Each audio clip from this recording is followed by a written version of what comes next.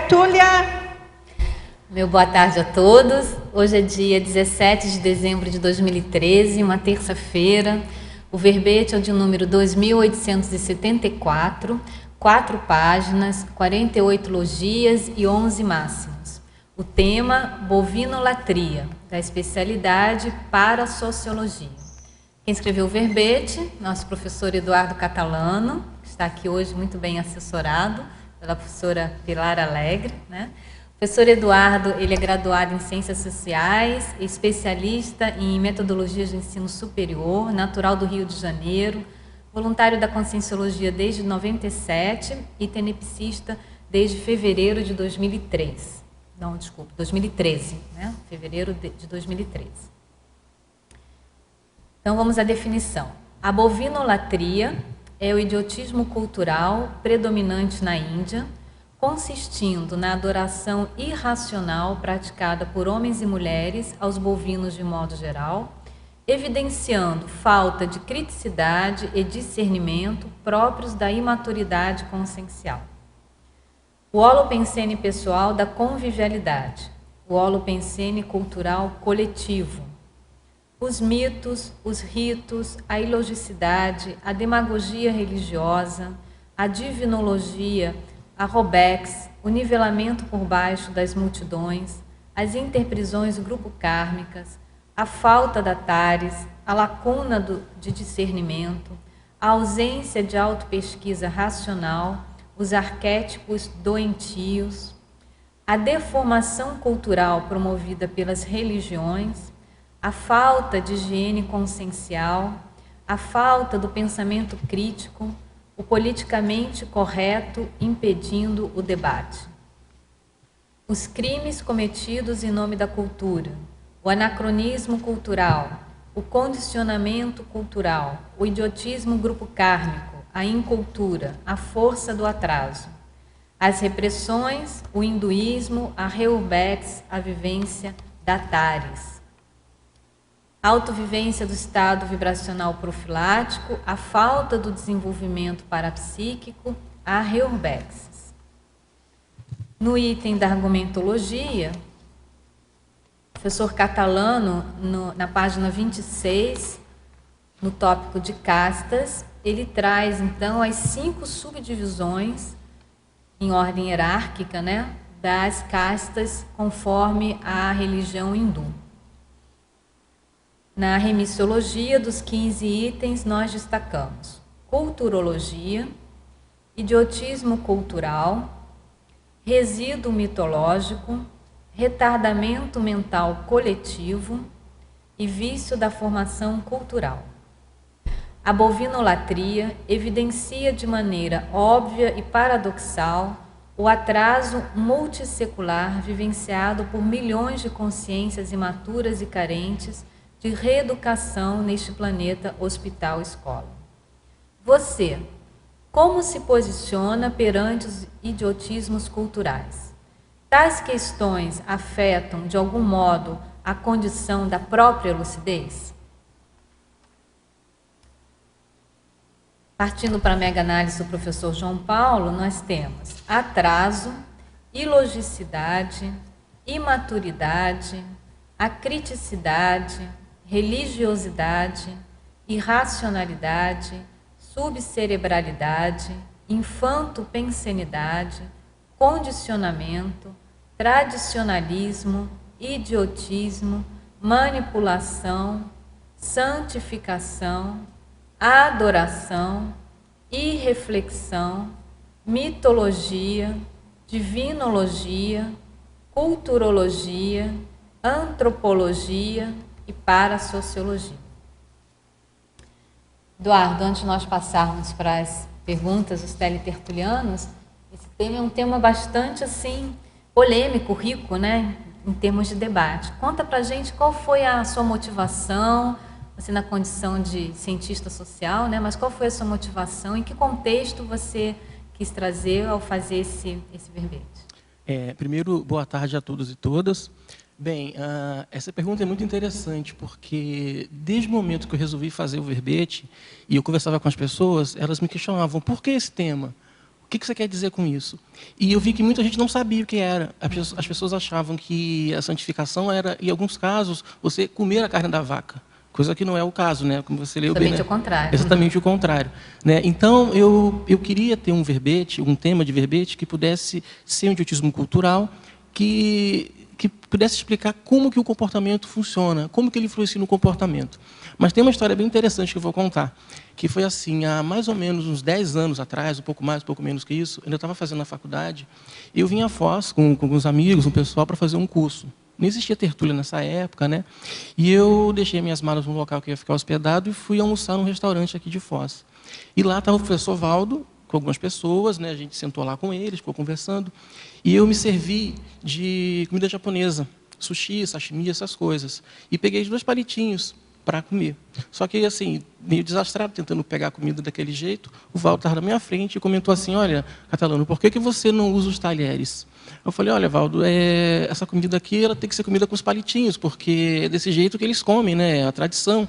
Aí ele olhou para mim, bem sério, e falou, olha, isso daí é um idiotismo cultural, os talheres são mais funcionais. Na hora, ele virou, né, e tal, e eu falei, caramba, ele falou uma coisa que eu nunca tinha ouvido antes. Por quê? E isso me chamou a atenção porque eu fazia uma faculdade de sociologia, antropologia, e os professores nunca comentaram um assunto desse nível. Aquilo mexeu muito comigo na hora. E eu falei, não, um dia eu tenho que falar a respeito disso. Né? E eu comecei a pesquisar, por conta própria, aquela coisa toda, vários idiotismos. Então, eu tenho um cosmograma de monarquia, bovinolatria, infibulação, telenovela, tem muito idiotismo, né? Tem uma série, né? Você vai ver na cultura, tem vários. E lá pelas tantas, quando teve a questão da gente fazer o verbete, eu pensei, vou fazer um verbete de idiotismo, né? E eu fiz uma listagem com alguns e levei para o Valdo olhar. Um dia, assim, nem tem tempo isso, lá no Elociclo. Pedi para ele me ajudar a escolher qual que eu escolho, né? Não sei, tem esse estudo aqui. Aí ele, não, ele olhou e tal, ele falou, por que você não faz esse? Bovinolatria. Eu falei, então, vou fazer, né? Vamos lá. Só que eu saí na hora, eu falei, caramba, como que eu vou fazer um verbete de bovinolatria? Eu tenho que estudar esse processo com mais calma, né? Ver o que pode se fazer. E quando eu comecei a ver, eu vi que é muito rico para você estudar como que uma cultura ela pode se tornar opressora e até certo ponto definidora do destino das pessoas. A bovinolatria ela está na Índia há milênios. A gente está falando aí de mais de 3 milênios. E só que ela sofreu algumas variações e tudo, e hoje ela é uma coisa, digamos assim, intocável. O indiano, o hindu que segue a religião hindu, ele não admite discutir nenhum assunto a respeito da vaca. A vaca, para ele, ela é santa. Em alguns casos, ela está acima de Brahma, inclusive. Tem algumas linhas dentro da Índia que admitem isso. E não tem nenhuma racionalidade, né? Então, a ideia do verbete, só para deixar claro, é que eu queria ter um idiotismo que a gente pudesse discutir, que fosse bem óbvio, né? Para a gente discutir o processo de idiotismo de um modo geral, né? A gente não precisa restringir a bovinolatria. Apesar dela ser o tema, a gente vai ver aqui, eu quero tentar trazer alguns exemplos para mostrar que existem N exemplos em N sociedades de idiotismos. A bovinolatria seria para nós, que estamos desse lado ocidental do mundo, né, um absurdo, mas para o indiano, por exemplo, ela é totalmente lógica, racional, ela explica para ele a realidade que ele vive e faz todo sentido ele defender a vaca, entendeu? É nesse nível que acho que a gente pode seguir. Muito bom. Então vamos às perguntas, porque aí você vai ter bastante oportunidade para colocar essas questões, nos elucidar, nos ensinar aí, porque é um tema realmente bastante rico. Eu vou tentar, vamos lá. Na página 23, no item Fatologia, tá?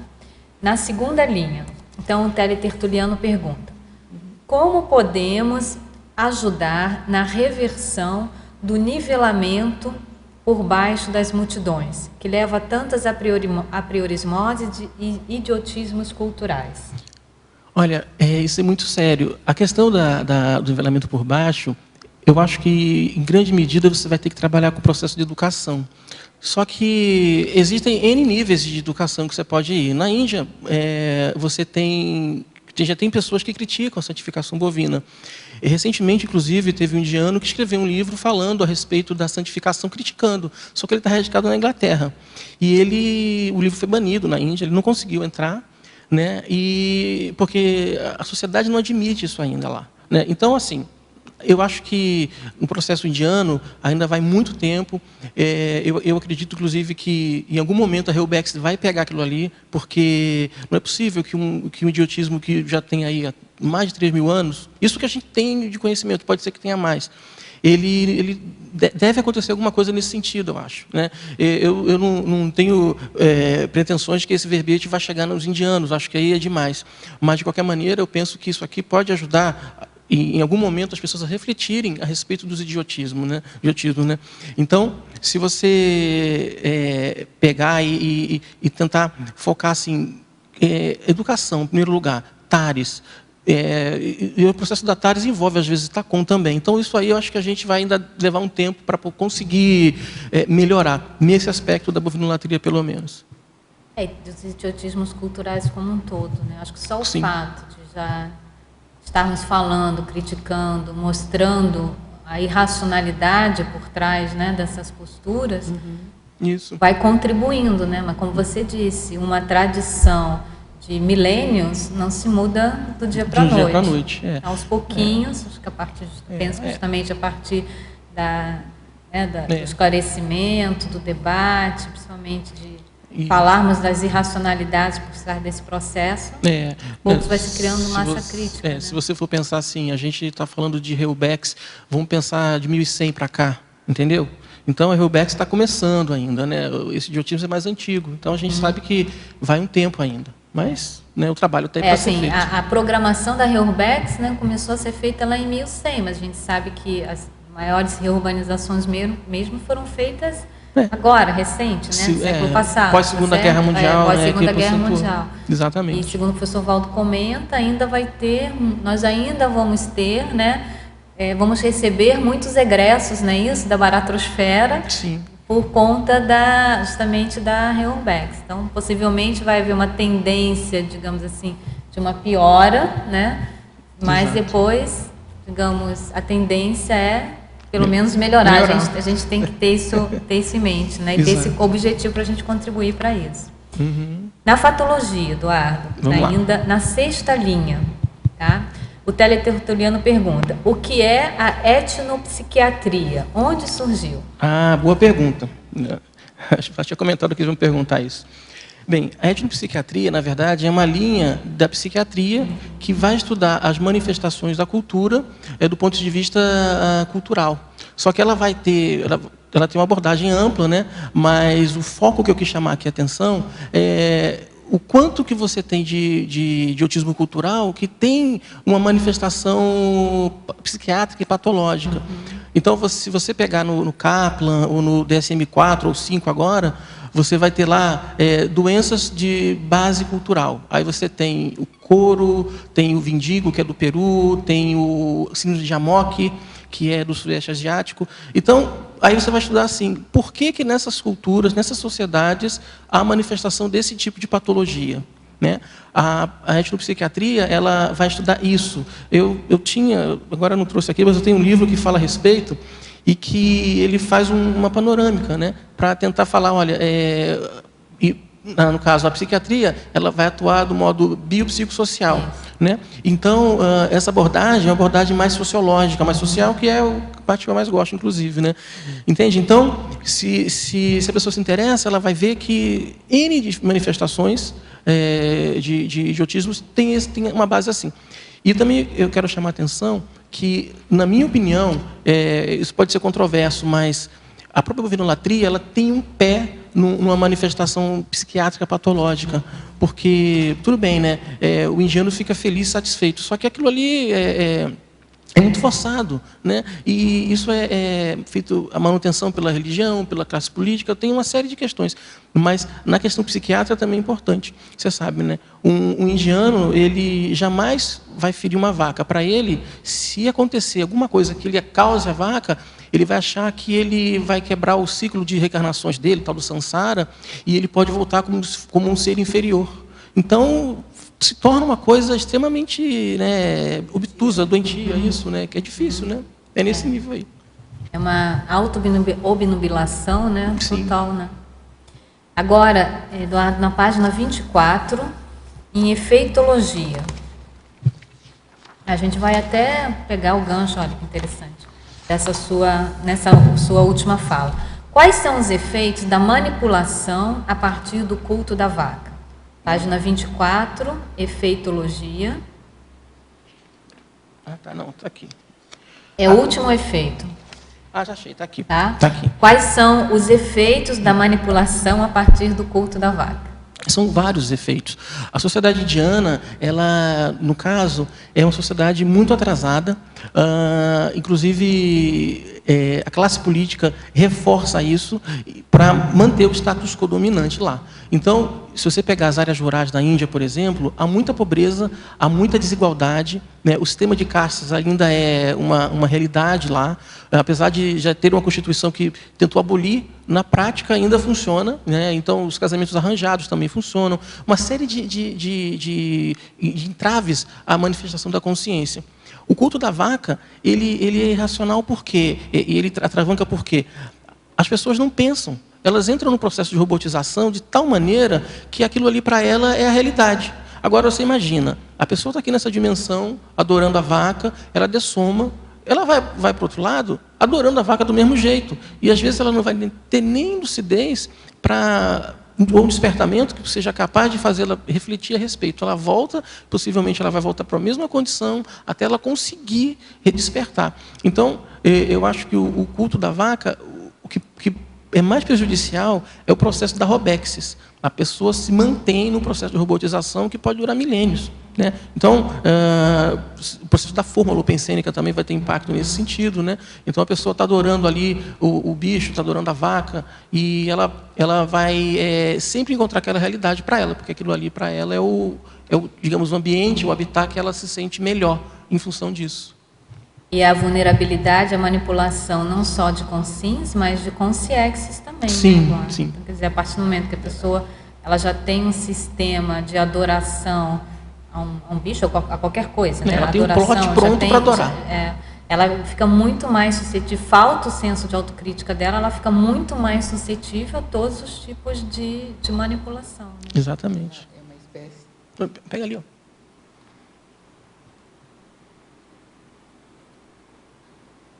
É porque por causa das formas pensamentos, né? Então elas criam, mesmo inconscientemente, esses morfopensenes e alimentam isso com os seus pensamentos. Exatamente. Com essa manifestação delas. Isso. Doentia. O holopensene fica muito pesado num ambiente desse, muito. Eu não tive nunca na Índia, mas do que eu vi de documentários, que assisti, livros que eu li, eu falo, gente, eu vou querer ir à Índia. Simplesmente eu acho que no banco ficar ali na Índia, porque você é mais sensível, sente as energias, é difícil. Fora o processo de educação que eles têm, de sujeira, não tem muita limpeza. A questão da higiene, né? Higiene lá até inclusive essa questão do culto da vaca, sobre a questão de saúde pública deve ser um problemão, né? É um problemão. Porque a vaca fazendo as necessidades em tudo que é lugar. Isso. E andando livremente, então... A vaca tem liberdade para fazer o que ela quiser. Então, por exemplo, se tem um trânsito caótico acontecendo, se passa uma vaca, ela bota o pé na calçada, no chão, assim, no asfalto, para o trânsito. Para tudo. Para tudo, porque a vaca está passando. É assim. Então, será que poderia acrescentar o que você colocou na exemplologia? O que tem? Você colocou, esclarecer mais. Você quer saber aqui? Sim. Olha só, a questão da exemplologia, na moderada, o que eu vi é que tem algumas pessoas que elas, né, nessa adoração, ela, por exemplo, tem uma loja lá, eu vi isso num vídeo, inclusive. O cidadão tem uma loja lá de bijuteria, essas coisas, e a vaca entra na loja dele e quebra tudo em volta. E começa a andar e tal, e ele se ajoelha e agradece o que tinha acontecido. E eu falei, gente, mas isso daqui é um absurdo, né? Ele tem prejuízo. Você vê que é uma coisa assim, paupérrima, mas, sabe, ele está tendo prejuízo, né? Como é que pode? E as pessoas em volta também, né? E a vaca vai saindo depois.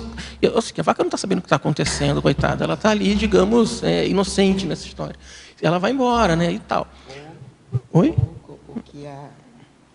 O que a Cristina já lembrou, as consciências que manipulam. Sim, ali tem que isso. Deve ter consciências manipulando vaca, toreando com as vacas. Com certeza tem, né? A gente sabe que tem. Agora, na questão da pornografia radical, essa é mais séria, porque eu vi também um material E lá pelas tantas apareceu um sujeito que ele estava mostrando que ele tomava a urina da vaca. E assim, ele dizia que a urina fazia muito bem, porque tudo que vem da vaca é santo, é santificado, então para ele aquilo ali estava fazendo um bem danado. Inclusive ele dizia que tinha, né, isso na época que eles deveriam fazer isso em escala industrial. A ideia era criar uma espécie de indústria para fazer... Refrigerante de xixi era, de vaca. era refrigerante, que o princípio seria a urina da vaca, exatamente. Então, assim, a Pilar está rindo aqui do meu lado, mas é porque é absurdo. É absurdo. Né? A gente fica pensando, poxa, como é que pode, né? Mas isso existe de fato, né? Oi? Talvez não é de rato. Não é de rato, né? Não, mas a questão é que isso de fato existe. E, lógico, né? Isso foi uma coisa que eu botei no meu cosmograma, porque um dia eu sabia que ia usar para alguma coisa. E aqui cabe perfeitamente, porque é demais. Porque o cara até ajoelhado lá pela vaca, tem gente que ajoelha por qualquer coisa também, né? Se a gente pegar aqui a religião católica, tem um monte de genuflexão. Tá, a vaca, coitada, né? Não tem nada a ver com isso, mas tudo bem. Mas a questão de beber a urina da vaca é demais para mim. Eu achei aquilo extremamente radical, no sentido de que até que ponto vai a lavagem subcerebral da pessoa, né? Até que ponto você tem uma consciência que chega num ponto de fazer isso, mas não era a única. Tem vários que acreditam nisso e fazem isso. Hoje deve ter gente fazendo isso lá, entendeu? Você quer falar? Sim. Na verdade, assim, eu tenho várias perguntas. Para começar, umas curiosidades assim que eu sempre tive em relação ao tema, nunca me aprofundei. Tá. E a primeira pergunta seria o seguinte: parece que você comentou que seria milenar esse mito. Isso. Né? Mas você sabe quanto tempo e qual a origem desse mito? Olha, eu pesquisei isso um pouco. Tem uma história, não é muito conclusivo, não dá para a gente afirmar, porque são tradições que vão mudando, e tem a tradição oral que vai mudando tudo, né? Sim. Mas existe uma ideia, que a religião hindu, na verdade, ela se baseia através de um código chamado Código de Manu, ou Manusriti, que é estudado até no direito, né? Você deve conhecer. E isso foi sendo adaptado de modo a criar um código de condutas para aquela região. Na época aí, você está falando de 7.000 anos, 5.000 anos, não dá para dizer direito. Aproximadamente há cerca de 3.000 anos, 6.500 anos, a bovinolatria ela começou a acontecer, mas era assim, antes, segundo alguns pesquisadores, o hinduísmo antigo até aceitava você comer a carne da vaca, porque eu dizia assim, olha, você tem que moderar nos hábitos alimentares e a carne deve ser consumida com moderação. Só que em algum momento na história, e isso também é muito conclusivo, vai ter uma classe política que tinha muito poder e recursos e começou a se sentir incomodada porque o povo comia a carne da vaca. E aquilo criava um prejuízo. Então eles começaram a tentar mudar as escrituras, reinterpretar as escrituras e falar, não, a carne da vaca não pode ser consumida porque ela é sagrada. E, lógico, eu penso que isso daí, no começo, deve ter sido um pouco complexo, mas isso acaba sedimentando aos poucos na cultura, no holopensene, de modo que chega um momento que as pessoas realmente acreditam que a carne da vaca é sagrada e que você não pode consumir. E a vaca está lá entre os grandes deuses, né, grandes divindades, na verdade, na religião hindu. Então, é mais ou menos isso. Né? Não é muito seguro eu te falar em período, mas se você pensar mais ou menos que isso começou há cerca de 3.500 anos, você não vai estar errando muito, não. Sim, na verdade, como muitos mitos, então, pelo que eu estou entendendo que você está falando, isso partiria de um interesse de um grupo, né? até econômico, sim, assim como vários outros mitos, sim, de várias outras religiões, né? E a coisa acaba se enraizando e pega, né? Existem a maioria dos mitos, né? Eles têm tem uma questão política muitas vezes envolvida, e muitas vezes é uma questão de tentar explicar a realidade de um modo lógico, só que é totalmente lógico, né? Então, se você pensar o indígena, por exemplo, ele tem um mito lá que o trovão é o deus Tupã que está reclamando porque não teve uma oferenda. Aí ele vai lá e sacrifica um bicho ou um ser humano também, entendeu? Aqui segue uma linha parecida, só que no caso é a questão mais política, né? Nessa linha aí, acho que o mito até ele se potencializa geração por geração, porque ele vai sendo passado e ninguém critica, né? Não tem crítica. Não, exatamente. E a gente mesmo na sociedade cristã ocidental, tem gente que ajoelha para a vaca do presépio. Sim, né? sim. Se tiver vaca no presépio. Né? Não, é verdade. Não, olha só, é engraçado essa história, porque... Tem gente que é a própria vaca. Gente que é a própria vaca. Né? Eu ia falar uma coisa assim, mas eu não quis, acho que você falou. Mas o fato é que é engraçado isso, porque eu tenho uma origem familiar que meus pais, minha mãe, na verdade, muito religiosa. Então, você está falando uma coisa interessante, porque durante muito tempo ela dizia que eu ia para o inferno. Eu com 8 anos de idade, 9 anos de idade, por quê? Eu não obedecia a ela, né? E eu cheguei lá pelas tantas, com meus 12 anos, mais ou menos, 13, eu fui forçado a fazer a primeira comunhão, e eu falei, mãe, eu não tenho mais religião, depois do que eu passei, né? Porque eu não suportava aquilo. Ela ficou chocada comigo, ficou chateada realmente, e eu senti que eu não podia avançar mais naquilo. Só que eu não tinha noção do que eu estava falando, né? Porque eu muito novo e tal. Mas aí eu comecei a entender como minha mãe tinha um processo de mitologia, de tudo para ela tinha uma explicação irracional. Então, isso é brincadeira. Se cantava um passarinho determinado no momento ali, ela dizia, olha, alguém vai morrer ou alguém vai ganhar dinheiro. Ou se acontecia de cair uma colher no chão, por exemplo, uma mulher vai chegar. Honestamente, eu nunca vi nada acontecer. Mas eu lembro bem que aquilo me assustava um pouco, porque às vezes ela dizia que Deus está me olhando. E ela me levava às vezes na missa, eu tinha que ir, eu era minha madrinha. Ela dizia, você fica quieto, porque Deus está lá em cima te vendo, e se você não ficar calado, quieto aqui, Ele vai te botar de castigo. Só que elas botavam de castigo, só que eu sempre fugia, né? Até ela chegar de falar que eu ia para o inferno, foi batata, sempre teve isso, entendeu? E o mito, geralmente, ele, como esse da tua mãe, então, ele não tem uma relação causal, né? Ele não precisa parecer racional para a pessoa. Não precisa. Simplesmente aquilo ali é passado como uma verdade e não é questionado. A pessoa não critica, não adianta. Tem uma outra pergunta que eu queria te perguntar, é o seguinte, eu acho que a Índia, não sei, tem 1 bilhão de pessoas, alguma coisa assim, não sei se mais de 1 bilhão. Mais de 1 bilhão. Estou desatualizado, mas é muita gente. Você sabe que percentual dessa população adere ao hinduísmo e desse povo, quem é que realmente ainda pensa, que leva esse mito a sério, em termos de quantidade de pessoas? Olha só, a questão é uma pressão muito forte, uma holopensênica muito forte. Então, se eu li a respeito, mais ou menos na Índia, 95% das pessoas se dizem hindus. Tá? Existem outras etnias, outras religiões, e de 90% a 95% se dizem hindus. E se a pessoa se diz hindu, obrigatoriamente ela tem que adorar a vaca. Se ela não adora a vaca, significa que ela não está seguindo a religião e ela vai ter problema lá no processo de reencarnação que ela vai ter lá na frente. Então, você vai pensar assim, tudo bem, né? A gente está no século XXI. Quantas pessoas de fato seguem isso? Eu acho que se você for pegar ali na Índia, nas áreas rurais, isso é onipresente, é 100%. Nas áreas rurais, com certeza, você ainda vai ter muita miséria e muita falta de informação. Talvez nos grandes centros, com todo o processo que teve, né, da colonização britânica, e agora a própria Índia, hoje é uma democracia laica, eles fizeram a separação, mas ainda assim não tem essa prática, né, muito forte. Eu diria que chega também nessa faixa aí de 90% a 95%. Até porque as pessoas têm medo de admitir que não aceitam isso. Teve o caso que eu falei agora desse indiano, que ele está radicado em Londres, ele escreveu um livro criticando a santificação, mas ele não está lá, né? Porque possivelmente ele não ia conseguir ter liberdade para falar de um tema tão tabu para eles, entendeu? Sim. Até em Londres, acho que ele está correndo risco, né? Não, até em Londres tem isso. Gente, tem uma história engraçada em Londres, né? Só para contar. Teve a época da vaca louca, não sei se foi 97, 95, por aí. Eu acho que teve várias épocas, teve uma época mais recente agora. Teve uma época mais recente, mas teve uma época que aconteceu um processo desse, e na Índia, um político, ele resolveu que ele tinha que salvar as vacas que iam ser sacrificadas lá, entendeu? E então, ele propôs no parlamento indiano que eles fizessem lá um investimento no sentido de salvar as vacas que estavam lá e levá-las para um abrigo na Índia. Estavam na Inglaterra. Estavam na Inglaterra.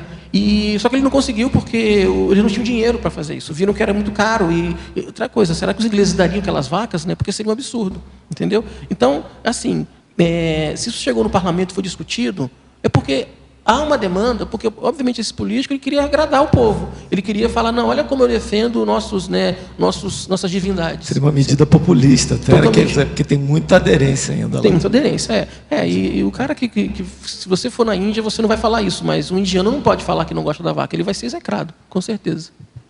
Agora, dentro mesmo da religião hindu, né, Eduardo, tem várias subdivisões, né? Tem vários tipos de religiões, ou de sub-religiões, ou de grupos, e cada um deles também de uma filosofia mais determinada, né? É uma cultura muito hierarquizada, né? A cultura indiana. Né? Olha, para você ter ideia, na religião hindu, você tem aproximadamente 330 mil deuses e divindades. Isso é o que tem, assim, mais ou menos atualizado. Só que eu acho que até mais. E, realmente, eles têm várias linhas. Então, tem linhas, que eu estava falando há pouco, né, que aceitam que a vaca é superior a Brahma. Tem uma linha que diz que Brahma é o ser supremo, mas Shiva é o mais importante. Entendeu? Então, você tem ramificações da ramificação, né? A questão das castas, por exemplo, é interessante, porque você tem lá as 5 castas, né? Na verdade, os Dalits não têm casta, né? Mas a gente considera como se fosse, né, sem casta. Só que tem uma subcasta dentro da subcasta. Então, você tem a casta, a subcasta, tem outra subcasta, mas outra subcasta. Então, isso aí, a conta passa de 2.500 subcastas. A estratificação. A estratificação, uma estratificação social, né, que a gente chama, né, só que é baseada na cor da pele. No início era baseada mais na profissão da pessoa, mas depois teve um processo lá que eles passaram a olhar também a cor da pele. Entendeu? Pra você ter ideia, né, só para contar, quando eu morei na Irlanda, teve gente que achou que eu era indiano. Você tem... Você tem ideia? É interessante você estar falando de um verbete, né, de idiotismo cultural na Índia. Tem que ver qual que é a tua relação gente, com olha, isso. não, eu sou brasileiro, tal, a pessoa já muda para futebol. Mas teve uma pessoa que me perguntou que eu era isso. Não, eu não sou, né? É engraçado, né? Eu falei para ele que esse parágrafo, Então, pega o microfone. este parágrafo da religiosidade se reflete a personalidade dele. Tudo bem, né? Vamos continuar aqui, Eduardo. Vamos Na lá. página 24, agora, no item trinomiologia. Tá? Como podemos reverter o trinômio? Lavagem subcerebral, lavagem cerebral, lavagem paracerebral, presente em bilhões de consins e consciências indianas imersas na bovinolatria. Eu ia sugerir para você começar a escrever no verbete. Eu acho que ajuda. Porque é muito difícil, num processo de bilhões de pessoas, você fazer uma coisa por atacado, né? Sempre aí a gente tem que fazer no atacado, é claro, né? Mas é muito complicado você mudar essa realidade de uma hora para outra. Agora, o problema todo aí é que, dependendo do idiotismo, a lavagem cerebral é tão profunda que você vai precisar que aquela pessoa passe por várias vidas e várias experiências até ela conseguir ter um choque de realidade e conseguir despertar. Né? Então, gente, é aquela coisa, né? A baratosfera está cheia de gente que adora coisas. Pode ser vaca, pode ser boi, cachorro, gato. Na Índia tem, inclusive, seitas que adoram macaco, mas o macaco não tem uma presença tão forte no consciente coletivo deles. A vaca ainda realmente é a campeã. Mas, então, processo de educação.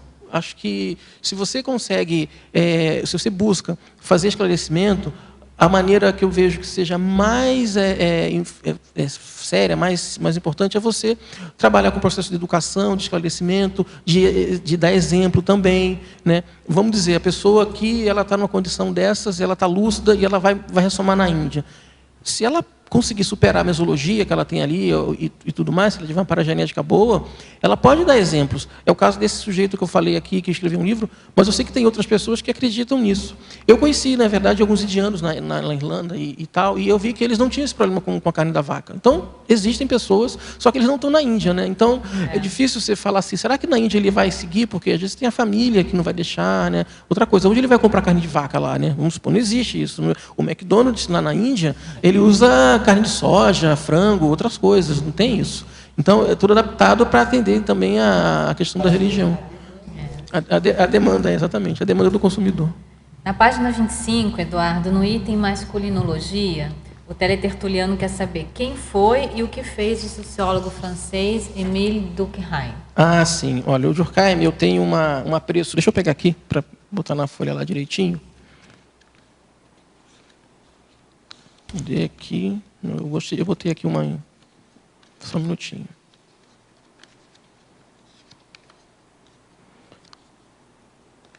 Está aqui, olha só. Bem, o Durkheim foi um sociólogo francês e que, assim, na minha opinião, ele ainda é muito pouco conhecido fora do meio acadêmico. Ele tem uma importante contribuição para a sociologia porque ele, de fato, foi o primeiro sociólogo a se preocupar com o processo do método científico. Tem um livro dele, se você tiver interesse de ler, que são As Regras do Método Sociológico, que é um livro bem fininho, que ele dá uma panorâmica muito interessante. E ele aplica esse método dele no estudo sobre suicídio lá na Europa. Então, o que ele quer dizer? Que a sociologia pode entrar em qualquer tema que ela tem condições de explicar aquela realidade lá. Agora, é importante destacar o seguinte também. O Durkheim foi o que eu considero um sociólogo muito importante devido a essa questão da preocupação científica, de elevar a ciência, a ciência sociologia, a uma condição de ciência de fato, né? A sociologia é uma ciência relativamente nova. Para quem não sabe, quem bolou o tema, que inventou esse tema, esse neologismo, foi o Auguste Comte, por volta de 1850, na esteira da Revolução Francesa. Ele queria entender a Revolução Francesa, as transformações que ocorreram naquele momento lá, e na época não existia uma ciência específica para isso, né? Existia o que eles chamavam de filosofia ou física social, mas a sociologia ainda não estava muito bem constituída. Agora, eu considero o Durkheim até superior em alguns aspectos em relação ao Comte, devido à preocupação que ele tinha de fazer ciência. O Comte tem um viés que é muito positivista e que hoje é fácil a gente criticar, né? Porque ele acaba se tornando muito óbvio. Mas naquela época, apesar de não ser, ainda assim ele deixava passar muitas questões, porque ele não estava preocupado em fazer uma intervenção na sociedade no sentido de tentar melhorar o que estava ocorrendo. Ele simplesmente queria explicar. E só ficava nisso. E eu acho que com o Durkheim a gente pôde ter uma apreensão melhor disso daí. Agora, é bom destacar também uma outra coisa, que das leituras que eu tive, eu considero o Montesquieu, que acho que você deve conhecer, como o primeiro sociólogo de fato. Ele tem um livro, se não me engano, O Espírito das Leis, que tem importante contribuição no processo do direito, né, do processo da separação dos poderes. E ele, nesse livro, ele faz uma análise sociológica da sociedade como um todo. Então, é um livro filosófico, é um livro de direito, é um livro de sociologia, de política principalmente, né? E eu tive acesso a essas leituras na época da faculdade, mas são leituras que elas marcam muito, porque você vê, nossa, naquela época o Montesquieu ele foi iluminista, ele teve uma influência muito forte na Revolução Francesa, nas ideias da Revolução Francesa também, e que, de certa forma, se não fosse por ele, talvez Comte não tivesse chegado onde chegou. Da mesma maneira que o Durkheim não teria chegado onde chegou se não fosse por ele, por Comte também. Então, está todo mundo ali, digamos, envolvido, né, nesse momento, nesse contexto, digamos, sociológico, né? Na fatologia agora, Eduardo, na página 23, na segunda linha de baixo para cima. Segunda linha de baixo para cima. Uhum. Por obséquio, comentar e, se possível, trazer exemplos dos itens, os trafares mesológicos, os condicionamentos intrafísicos e a canga dos hábitos arraigados. É uma sequência, né? Vamos lá. O primeiro são os trafares mesológicos, não é isso? Uhum. Bem, o trafar mesológico, na minha opinião, você vai começar a ter isso na própria família. Quando você tem uma condição de uma família restritiva, por exemplo, eu vou falar do meu caso, não é por nada, mas eu tive realmente uma situação interessante, porque eu tive pais que tinham um processo de religião muito forte. E era engraçado, porque eu não conseguia entender aquilo, e até certo ponto foi bom. Mas tem pessoas que, se ela não tem um pouquinho de autocrítica, ela acaba entrando naquilo lá. Então, eu acho que trafar mesológico você tem na família, você tem nas regras de conduta sociais. Então, por exemplo, como você se comportar perante determinadas situações, né? Você vai pensar assim, um trafar mesológico, por exemplo, a obrigação que as pessoas têm, por exemplo, ao se juntarem, ter que casar numa repartição pública, por exemplo, ou numa igreja. Isso não deixa de ser um certo trafar, essa necessidade de mostrar para os outros o que você está fazendo. Entendeu? Eu acho que nesse ponto a gente tem isso aí como mais forte, mas pensando sempre que tudo começa, digamos, no berço. Se a família vai ter um padrão nesse sentido, a pessoa corre o risco de ela replicar isso na vida dela também. Isso vai reforçando e criando problema para todo mundo que está em volta. Qual é o outro? A gente pode dizer, Eduardo, que os idiotismos culturais são exemplos de trafares mesológicos? Sim, né? sim, dá para dizer, verdade. Os culturais são a bovinolatria, né? A questão lá da tauromania também, né? Sim, você pode pensar também em monarquia. Pensar, por exemplo, eu considero o futebol um termo de idiotismo, na verdade. Oktoberfest também. Não, Oktoberfest é terrível, né? Porque as pessoas realmente elas passam mal, elas morrem e continuam naquilo lá, né? É terrível. O próximo agora, os condicionamentos intrafísicos. Tá. O que acontece?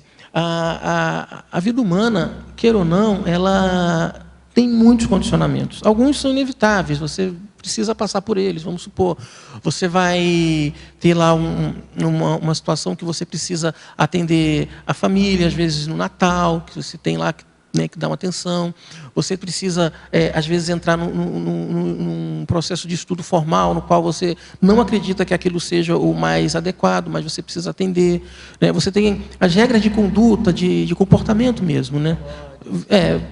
Velório, por exemplo, é um.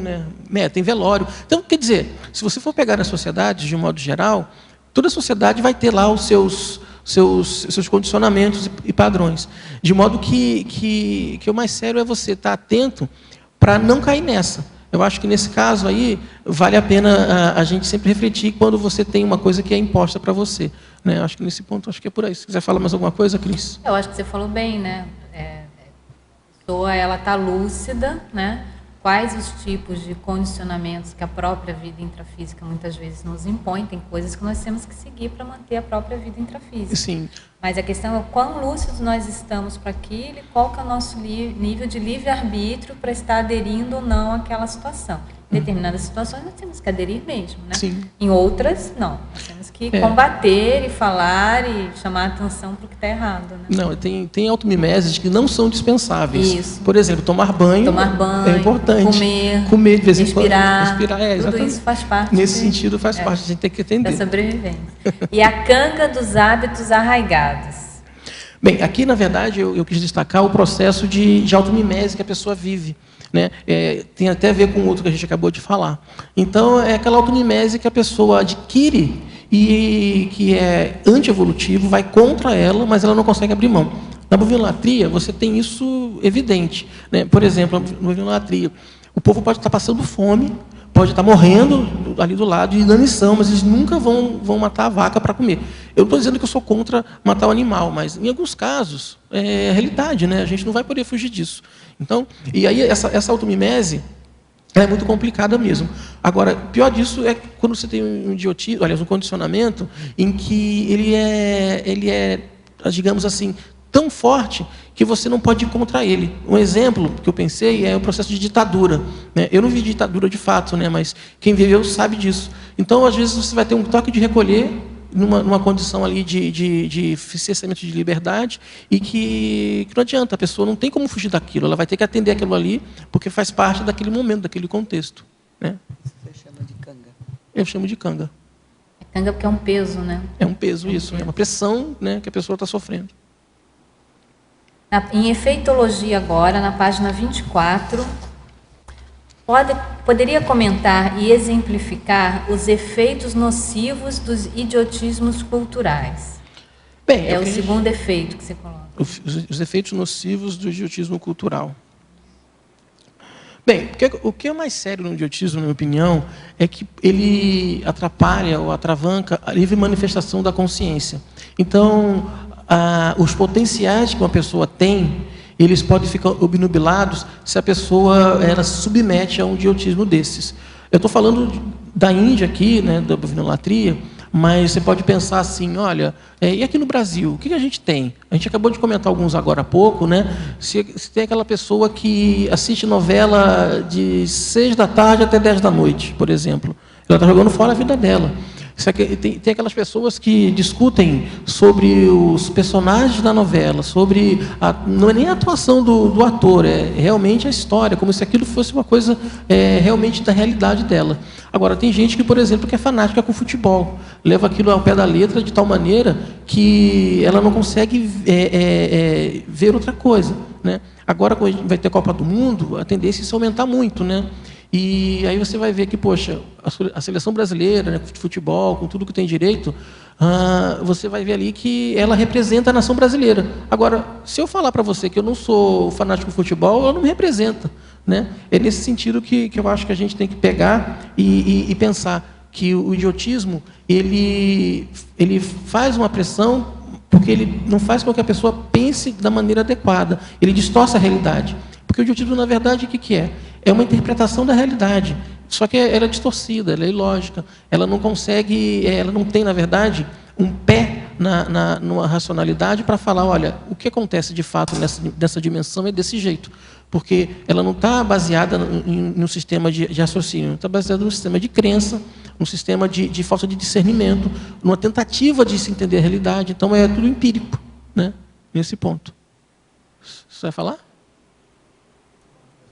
Quando for mesmo. Deixa eu só terminar aqui essa pergunta. Em sindromologia, Eduardo, na página 24 também, o segundo item, a respeito da síndrome da abstinência da baratrosfera. Por favor, comentar a relação dessa síndrome com a adoração bovina. Você já até comentou alguma coisa sobre isso, né? Mas eu acho que agora é uma oportunidade para esclarecer um pouco mais. A síndrome da abstinência da baratrosfera e a adoração bovina. Pois é. Nesse caso aí, a gente chegou a comentar, mas a gente pode aprofundar um pouco e pensar assim. Até que ponto aquela pessoa que está adorando a vaca naquele contexto ali, ela não está repetindo aquilo ali há 10 vidas, 50 vidas, 300 vidas, né? Você não sabe. Então, essa pessoa, com certeza, a gente pode afirmar assim, ela vai acabar indo para alguma baratrosfera, vai continuar naquele condicionamento. Ela vira uma parapsicótica, né? E ela retorna a essa dimensão, e se ela tiver o mesmo plot, mesma forma lupensênica, é bem capaz de ela repetir as mesmas coisas. Não precisa ser na Índia, né? Não precisa ser uma vaca. Ela vai adorar de outra forma, vai adorar uma pedra, ou ela vai adorar um padre, vai adorar qualquer outra coisa, porque para ela aquilo ali é muito arraigado, entendeu? Então, a baratrosfera, nesse caso, tem um monte de gente adorando tudo isso aí, né, que eu estava falando agora. Agora, lógico, na bovinolatria, ela é um pouco mais grosseira até certo ponto, não é uma coisa sutil. E acho que o grande paradoxo é esse, que como é que as pessoas não percebem isso, né? E como é que elas mantêm esse padrão?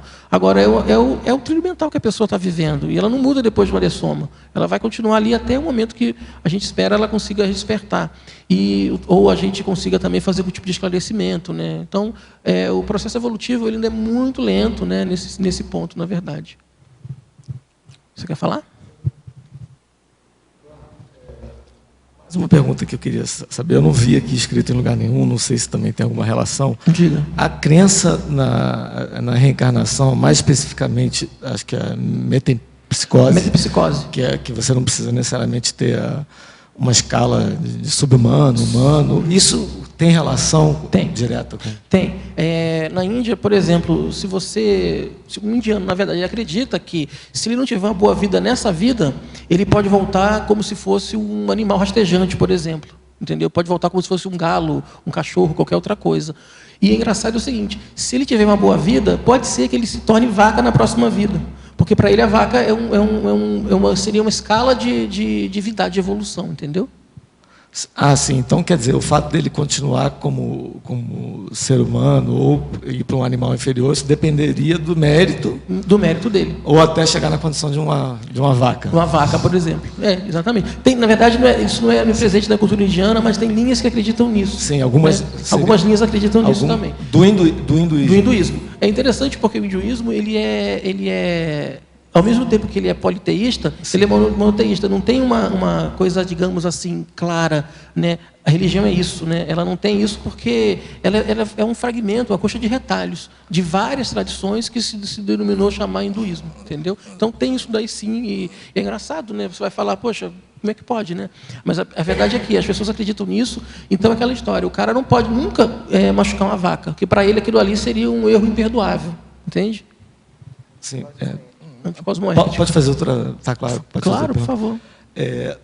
Teve uma teletertuliana que perguntou aí sobre a etnopsiquiatria, que eu nunca tinha ouvido falar também. E você respondeu assim, meio en passant, falou alguma coisa, parece que no Chile, ou falou... Você sabe explicar alguma dessas patologias? Você falou que está até descrito no DSM. Tem descrito.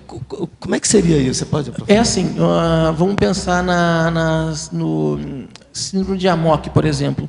O síndrome de Amok se manifesta por súbita violência, a pessoa entra em surto e ela tem convulsões e, de repente, ela esquece tudo, entendeu? Tem uma ausência. Ela não sabe o que está acontecendo.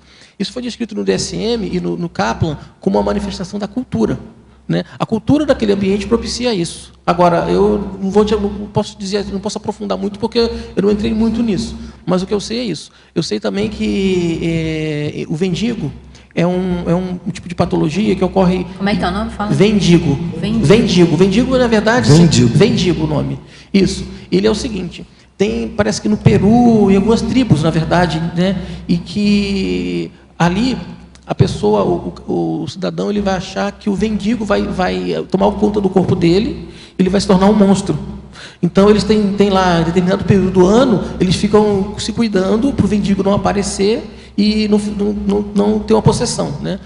Só que, lógico, pode ser até que tenha algum tipo de possessão, só que acontece o seguinte, eles acreditam naquilo. Então, qualquer coisa que a pessoa fez, não foi o vendigo que praticou. Então, ela não é culpada do problema que ela causou, por exemplo, entendeu?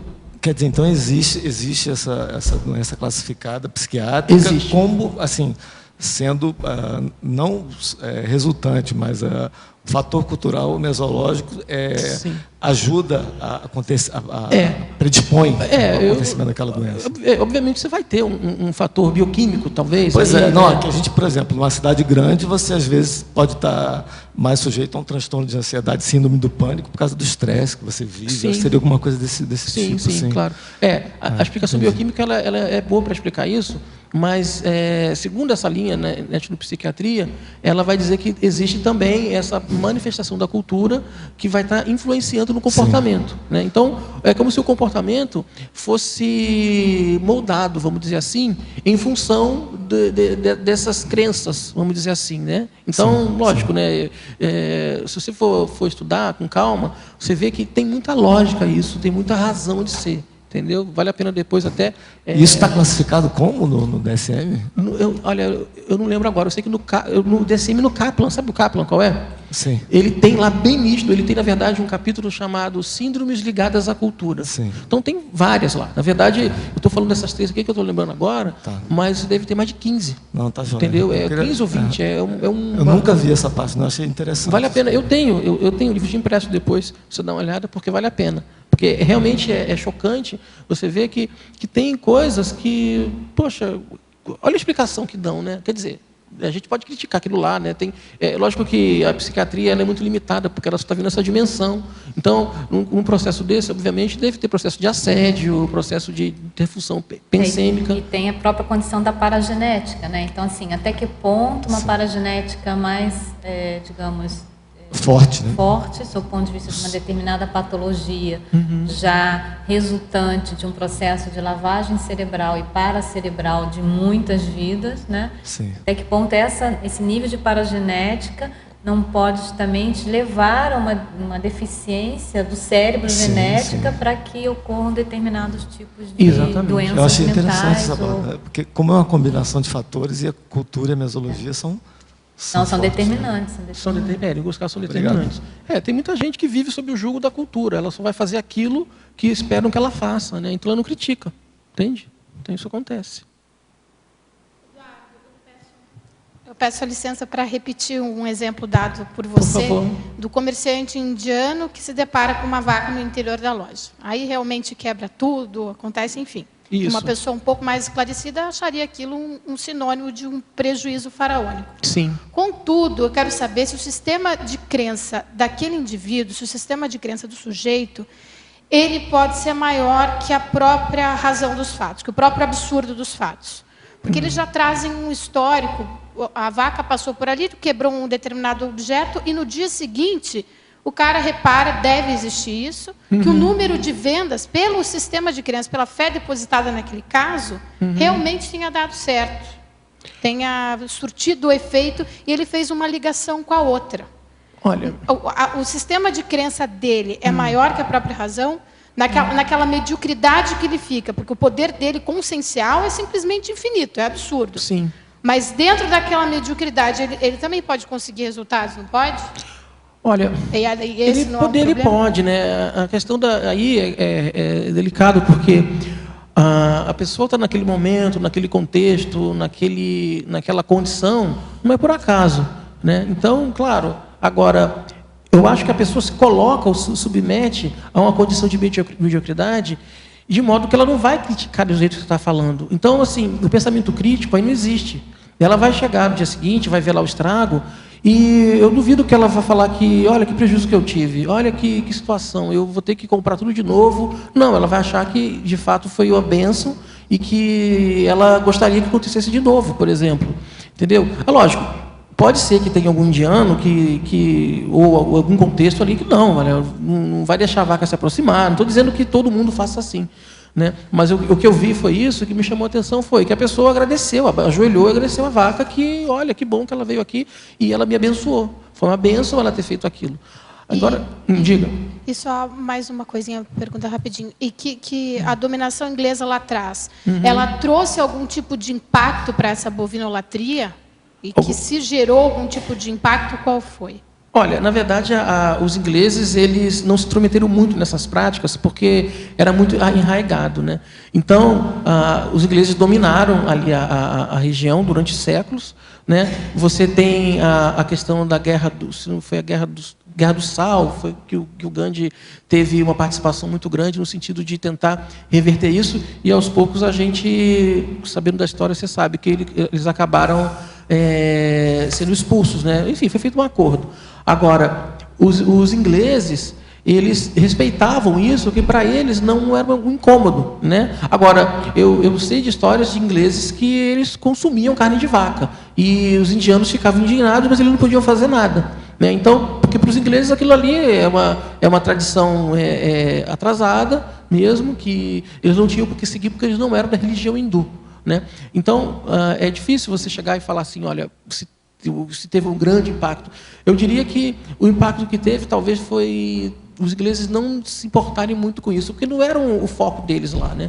Nesse caso. Mesmo porque acho que ajuda, né, a manter a questão da dominação, né? A partir do momento em que determinado sistema de crença, seja ele de base religiosa, cultural, de que forma for, não é elucidado, os dominados são mais fáceis de continuarem sendo dominados, porque a falta de autocrítica, ela permanece. Né? Então, porque o que acontece? Né? Se eles fossem mexer com as vacas, provavelmente o povo ia gritar. O povo ia fazer revolução e teria problemas. Oi, Pilar? E o quê? Iurrar, né? O cara tá falando Iurrar. Na verdade, o povo ia urrar, o povo poderia ir para as ruas e quebrar tudo. Essas coisas acontecem. O grande mérito aí, no caso, foi que Gandhi conseguiu fazer uma revolução pacífica, né? Não teve tanta briga, tanto derramamento de sangue. Mas depende também da maneira como eles abordavam as coisas. Vamos lá, Eduardo. Olha, temos várias perguntas aqui agora. Vamos lá. Na Fatologia, página 23, quarta linha, de baixo para cima. Favor discorrer sobre a força do atraso. A Teletertuliana colocou aqui a força do atraso, mas não é a força do atraso, né? É a força do atraso. Força do atraso. Quarta linha, de baixo para cima, na Fatologia da página 23. Tá.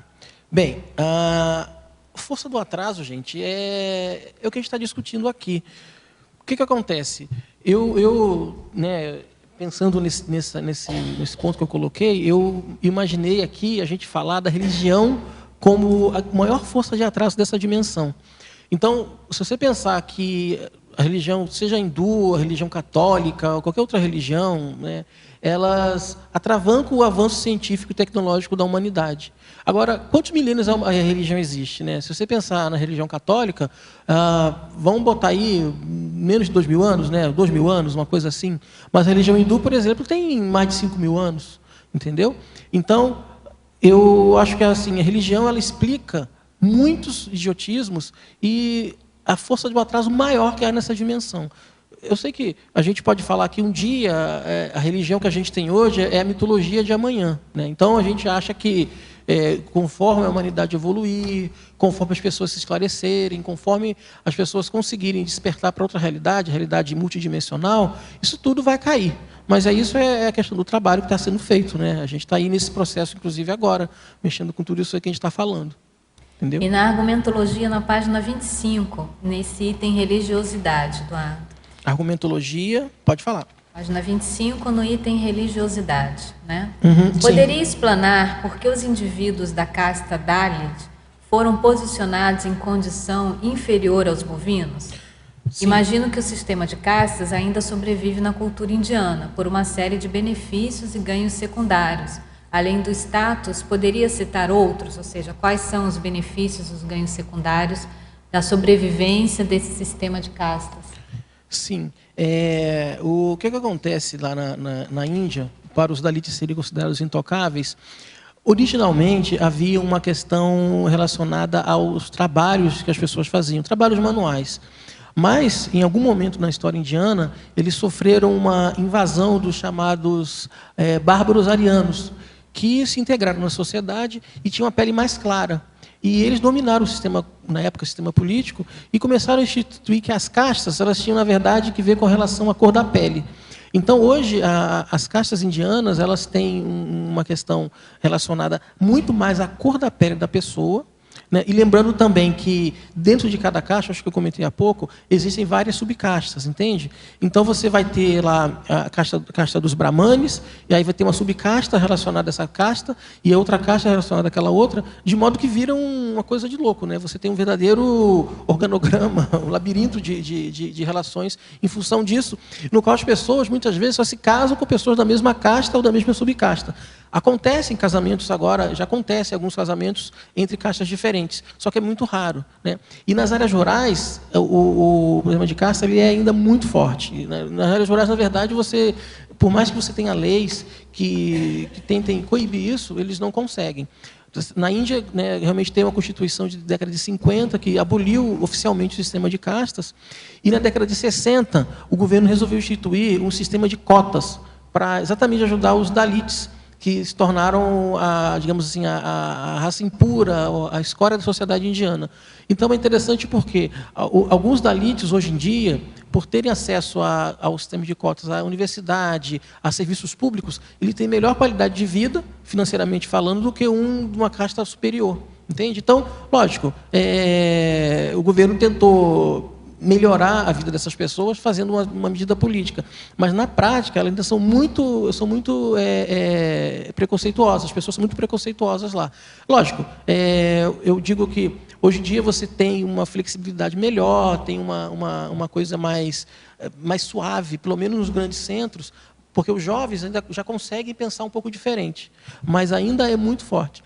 Eu estava até lembrando agora de uma coisa que foi interessante. Eu vi um documentário esse ano, acho que foi esse ano, que mostrou uma jovem indiana de uma casta, uma subcasta, agora eu não vou lembrar qual, e ela ia se casar com um rapaz de uma casta superior. Só que o interessante era o seguinte, eles nunca se encontraram na vida, né? Nunca tiveram contato, foi um acerto entre as famílias, no qual ela teve que pagar um dote para a família do rapaz. Agora, o que acontece? Ela estava feliz da vida, porque ele era de uma casta superior.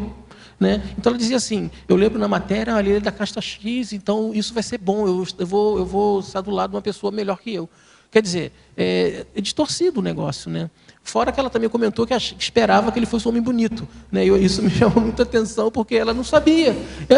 Que é bonito para ela não sabia, nunca viu o cara, entende? Agora, é muito engraçado, né? A gente acha absurdo, mas isso aí para ele, gente, é totalmente natural, não é uma coisa criticável, né? Faz parte desse ideário, vamos dizer assim, né? Dessa cultura. Em megapensenologia, Eduardo, na página 23, né? Por favor, comentar o megapensene trivocabular. Inexiste mito inteligente. Olha só, aqui é o seguinte, tem aquela frase do Fernando Pessoa que diz, o mito é o nada que é tudo, né? Então, é muito interessante isso.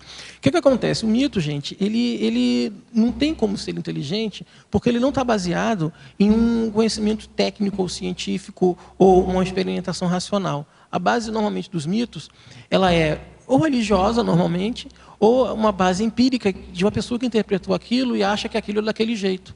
Então, eu estava falando há pouco do índio, por exemplo, que acha que o trovão serve como um aviso dos deuses, né? Você tem a própria bovinolatria, que é um idiotismo de base totalmente religiosa, né? Você tem idiotismos que são relacionados à questão do comportamento das pessoas. Então, você vai pegar aí, por exemplo, novela, que as pessoas querem imitar os artistas, né?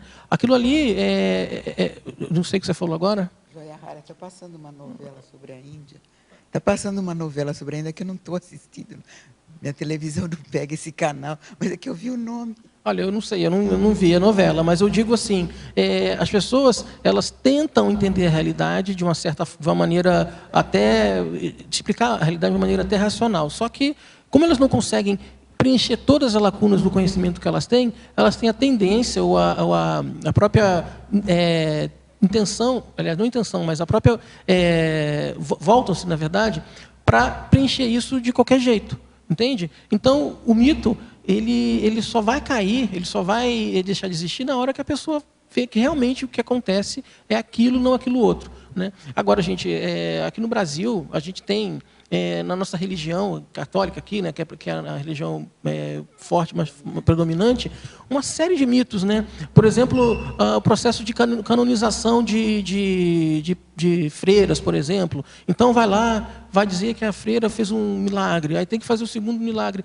Cara, aquilo ali é um engodo, né? Aquilo ali, ele para as pessoas, né, que acreditam nisso, tudo bem, pode ser um alento, pode ser uma forma delas se sentirem mais conectadas, né, a uma entidade superior e tudo mais. Mas é um mito, entende? Então, mito, ele não serve para a gente entender essa dimensão aqui, seja intrafísica ou extrafísica. Ele nunca vai conseguir explicar toda a nossa realidade.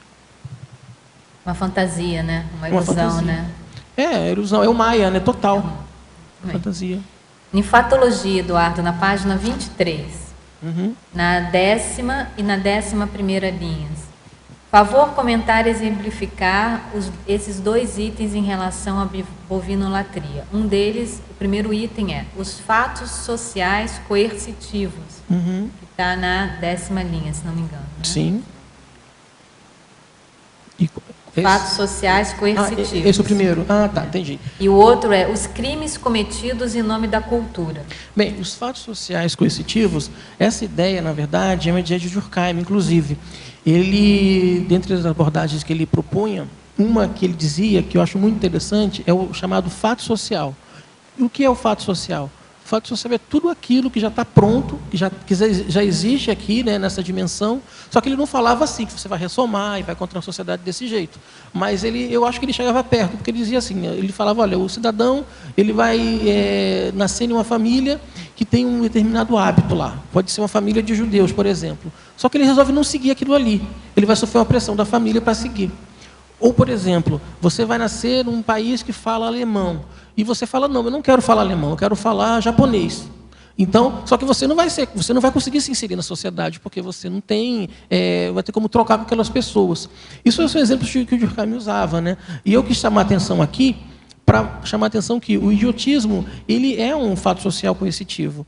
Não precisa ser bovinolatria, pode ser inclusive os palitinhos que eu falei no começo, né?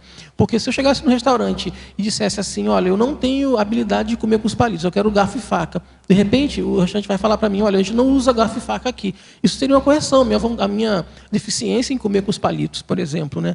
Então, eu acho que nesse ponto, a gente tem que sempre pensar assim, o que está, né, naquele momento presente, né, em termos assim, de sociológicos, tá?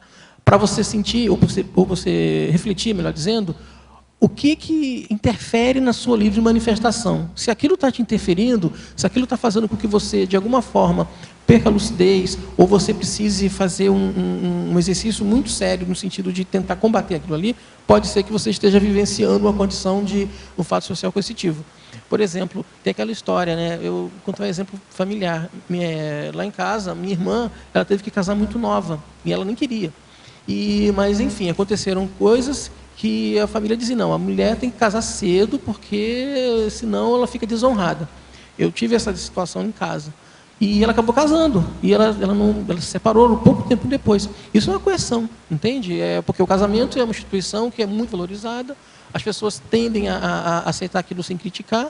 Se a pessoa não tem um pouquinho de discernimento, não tem, às vezes a pessoa não teve curso intermissivo, ou não recuperou os pontos, ela acaba entrando nessa também. E os crimes cometidos em nome da cultura? Gente, isso aí tem tanta coisa que eu acho que dava para escrever uma enciclopédia a respeito. Olha, uma boa, hein, Eduardo? Olha, uma boa ideia para a sua Mega Gescom, viu? Olha, vou me comprometer agora. É uma boa ideia para a sua Mega Gescom, hein? Eu tenho que ter cuidado com o que eu falo aqui, né? Porque está tudo gravado. Tudo gravado. Terrível isso. Mas o que acontece? Eu peguei esse exemplo porque, recentemente, eu vi um caso que me chocou bastante. Recentemente, eu estou falando agora há mais ou menos 6 meses, teve uma história de uma menina, ela é uma adolescente, devia ter acho que 17 para 18 anos, e ela se envolveu com isso na Inglaterra. Ela era de etnia curda, né? Os pais tinham migrado para a Inglaterra, ela tinha nascido lá na Inglaterra, inclusive, e ela se envolveu com um rapaz de uma outra religião, outra cultura, outra etnia, na verdade. E aquilo foi um choque para a família, porque, segundo os relatos da família, ela perdeu a honra, e por isso ela deveria se suicidar. E ela disse que não, né, a história que a gente soube depois, que ela não fez isso, mas o pai e o irmão, eles mataram a garota. Né? Só que isso foi descoberto, e aí, na época, teve um advogado que veio a público falar sobre isso, desses problemas relacionados à cultura. Então, quer dizer, a moça ela foi assassinada pela família, porque eles tinham uma questão de um preceito cultural que eles tinham que seguir de qualquer jeito. Né? Então, realmente, na hora que mostrou uma foto do pai e do irmão, e você vê que são pessoas que você fala, gente, o que essas pessoas têm, né, na cabeça? Porque a moça ali não tinha nada com essa história. Inclusive, ela nem nasceu, né, no país deles, nos curdos nem tem país, mas enfim, não nasceu na região que eles viviam, ela era uma cidadã inglesa, e a justiça entrou com tudo. Né? E eu achei muito interessante que teve um advogado que veio a público falar que, olha, isso tem acontecido em alguns casos, às vezes a gente não consegue elucidar, mas muitas vezes é um crime cometido em função de uma questão cultural. A pessoa tem uma prática que ela não admite, ela não aceita, ela não quer, e ela acaba sofrendo algum tipo de sanção.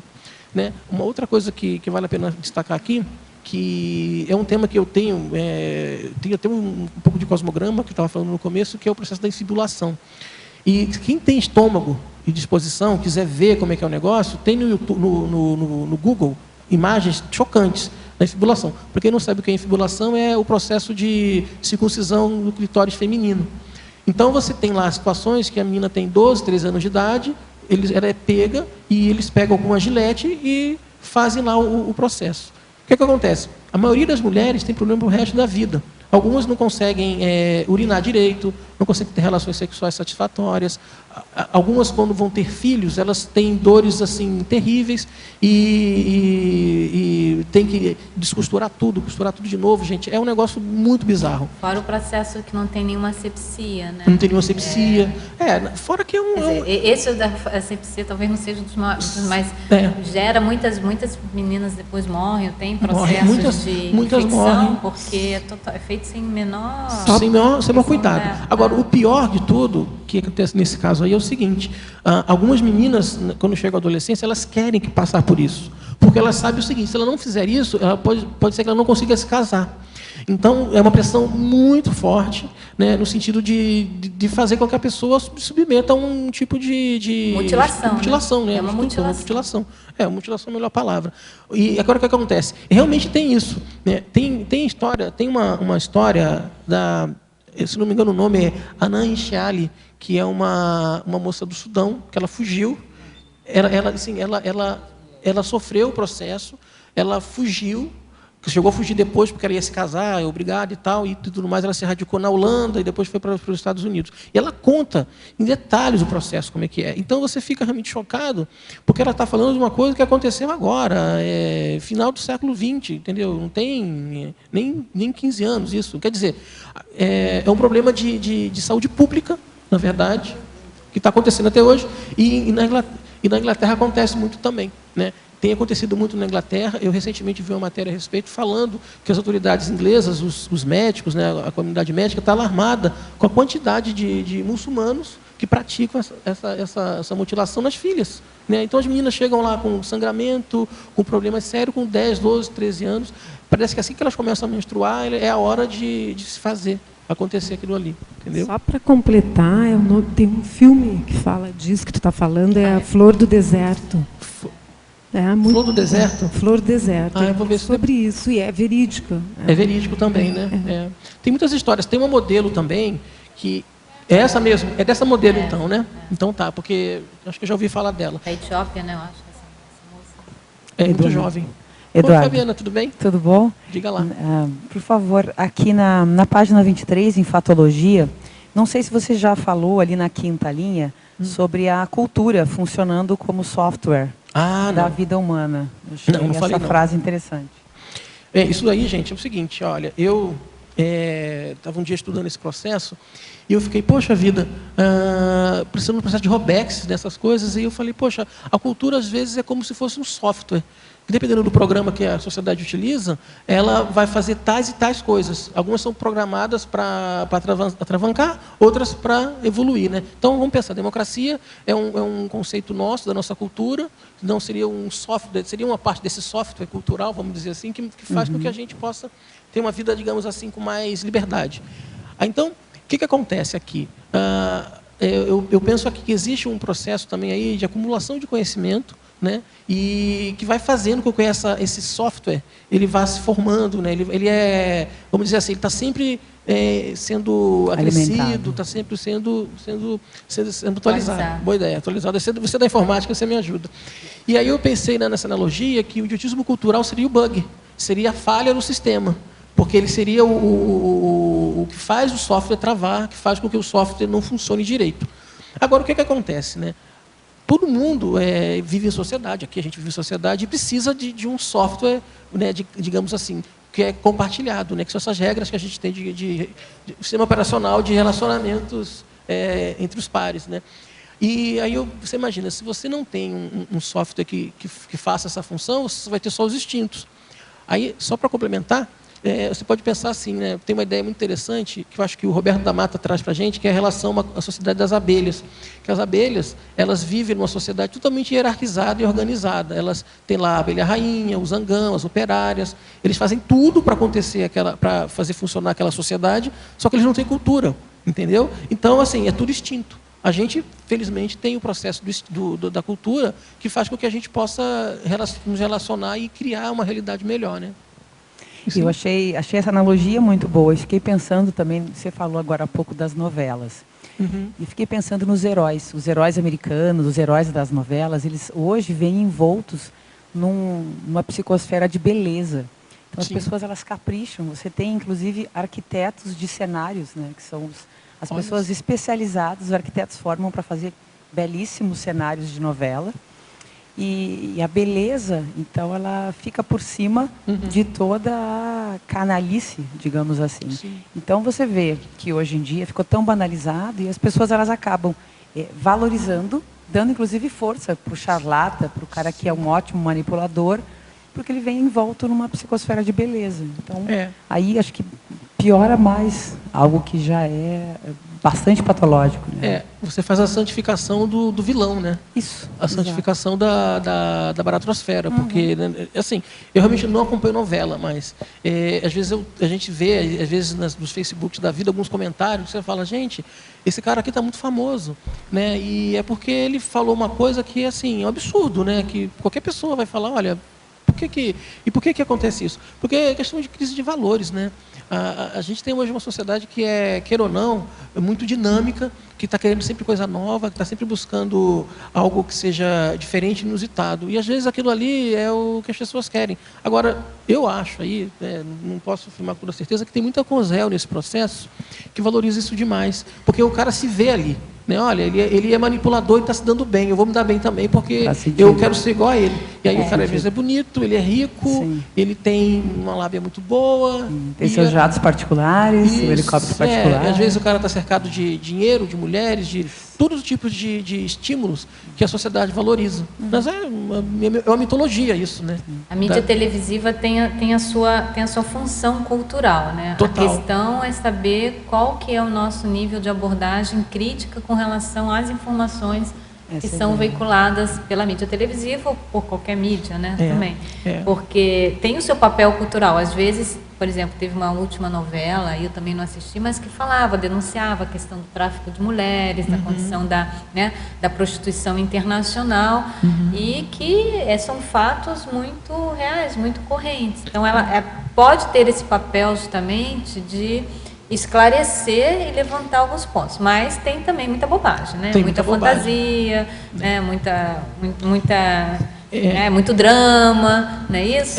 Então, A questão, acho que é o desenvolvimento do senso de criticidade para saber o que se aproveita daquilo e o que é totalmente descartado. Né? Você tocou nesse assunto agora da mídia, eu acho que é interessante comentar sobre os arquétipos que a mídia se utiliza para manipular as pessoas. Então, tem o arquétipo que é muito interessante. Essa era a próxima pergunta, na terceira linha, os arquétipos doentios.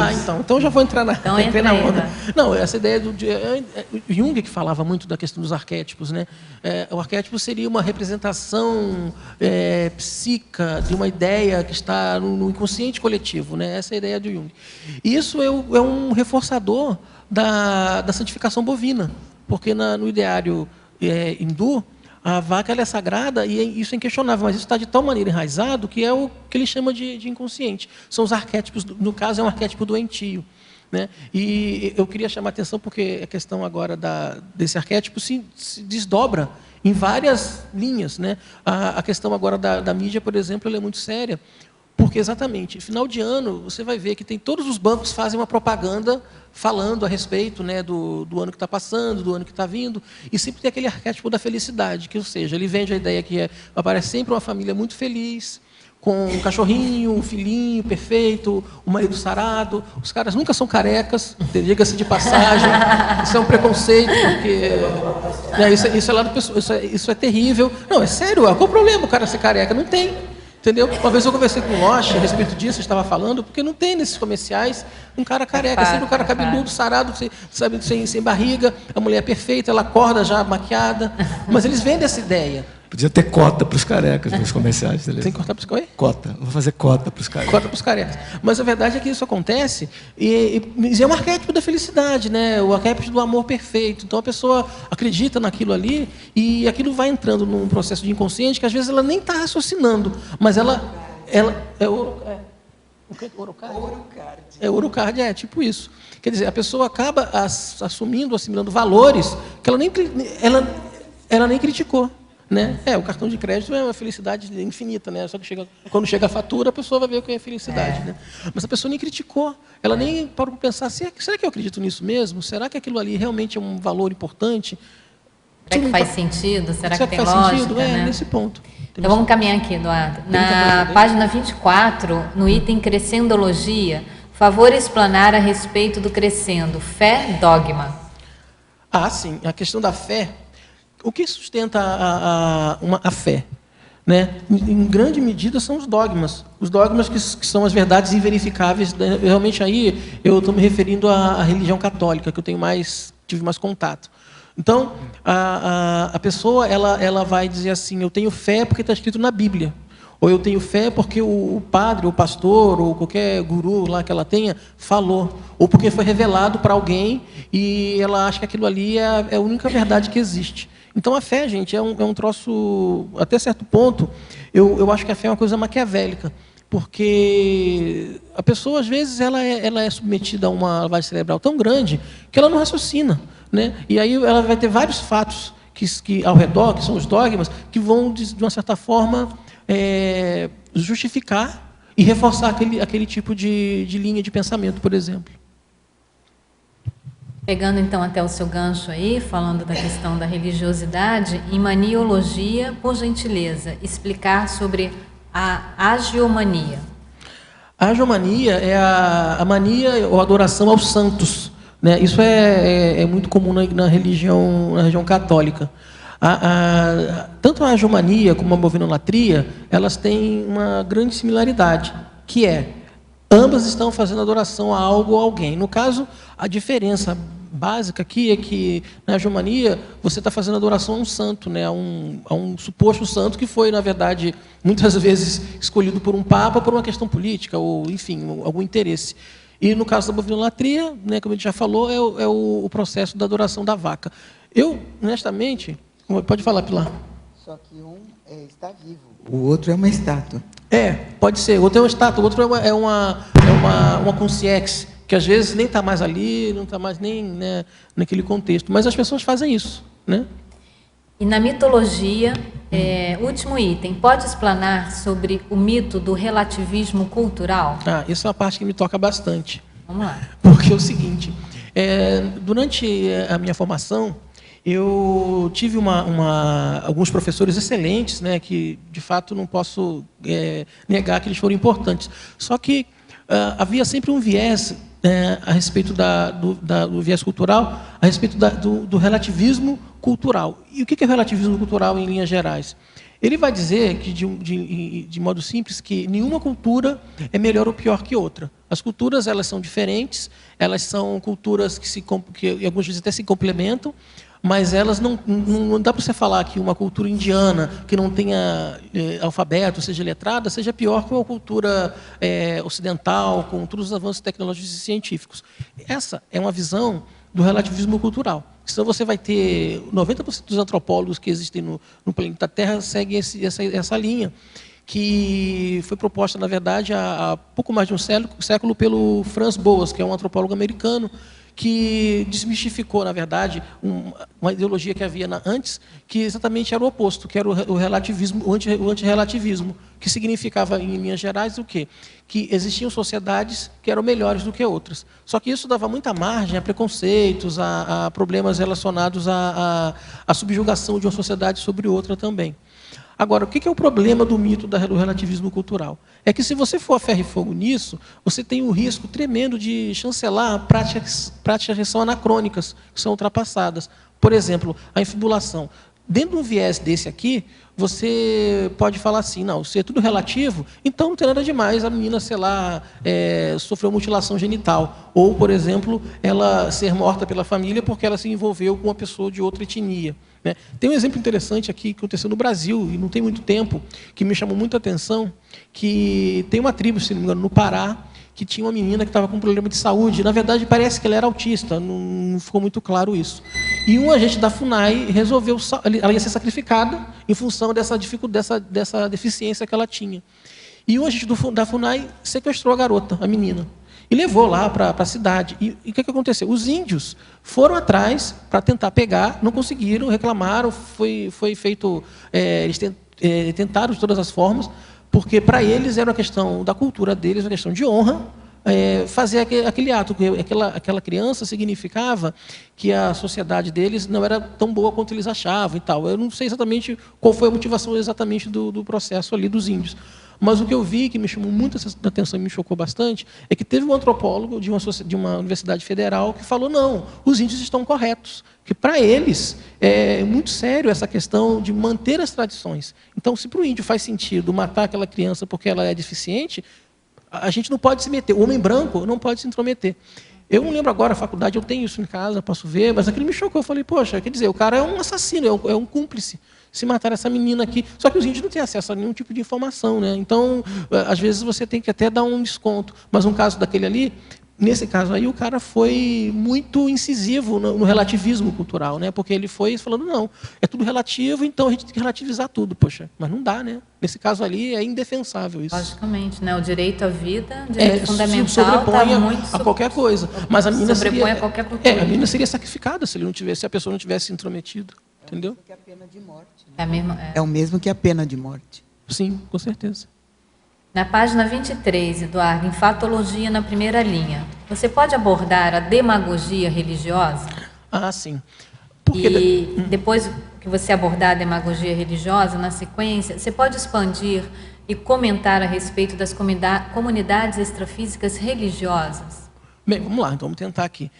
A demagogia religiosa tem a ver com o processo de manipulação do povo pela religião, ou pela igreja, principalmente, para ela se interferir no sistema político.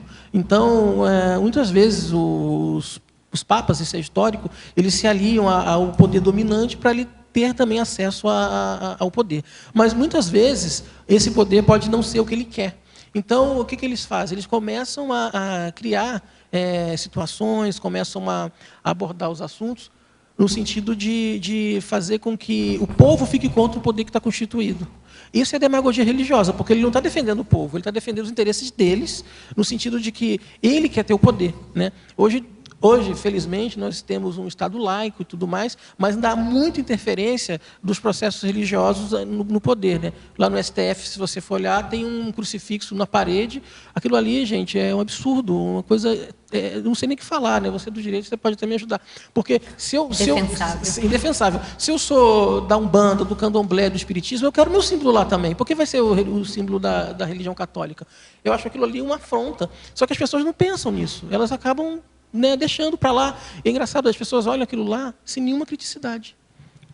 Um dos fatores também bem demarcantes dessa demagogia religiosa é o pseudo-universalismo que todas as religiões pregam. Pois é. Mas a gente observa um número de guerras e de conflitos que existem justamente a partir da religião, né? Cada religião tem o seu... Quer dizer, historicamente e no mundo atual, eu acho que justamente as causas, né, de grandes conflitos, sob o ponto de vista humanitários, grande parte deles se baseia justamente na questão da religião, que pregam, cada uma, né, dentro da sua linha, a questão do universalismo, do amor ao próximo, da bondade, mas desde que não haja discordância. Né? Discordância. Aí entra o processo de terrorismo, por exemplo, né? Então, é indefensável isso, realmente. Quem lê o livro, por exemplo, do professor Marcelo da Luz, em que ele faz uma abordagem principalmente da religião cristã católica, a gente fica latente ali nos relatos, e ele é uma pessoa que tem bastante autoridade moral para isso, porque viveu muito tempo, né, na condição de religioso.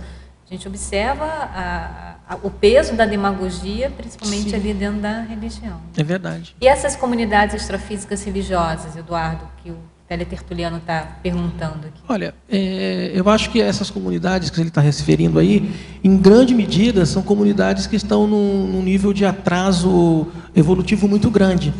Possivelmente, muitas dessas comunidades que tem na bratosfera são religiosas. Então, lógico, você vai ter uma espécie de sectarismo muito forte, muito grande, porque cada uma vai dizer que o Deus dela é melhor que o outro Deus, e você acaba, digamos assim, perdendo um pouco no sentido de entender por que essas pessoas vão para esse lugar. Quer dizer, uma comunidade religiosa, desse quilate aí, ela vai estar, talvez, assim, recebendo todas as pessoas que estejam aqui nesse contexto praticando isso, né? A pessoa vai se afinizar com aquela comunidade, e aí você vai ter comunidade com bilhões de consciências, né? Não vou saber quantas podem estar envolvidas, mas o interessante alimentando, né? A questão é que eu acho que a gente pode pensar é que não existem uma ou duas, são milhares de comunexes que têm o padrão religioso como padrão predominante. E em Sinergismologia, na página 24. Sinergismologia, na terceira linha. Pode explanar o sinergismo? Falta de cognição, pressão social? Ah, sim. Bem, a questão aqui da falta de cognição é exatamente o que acontece na Índia.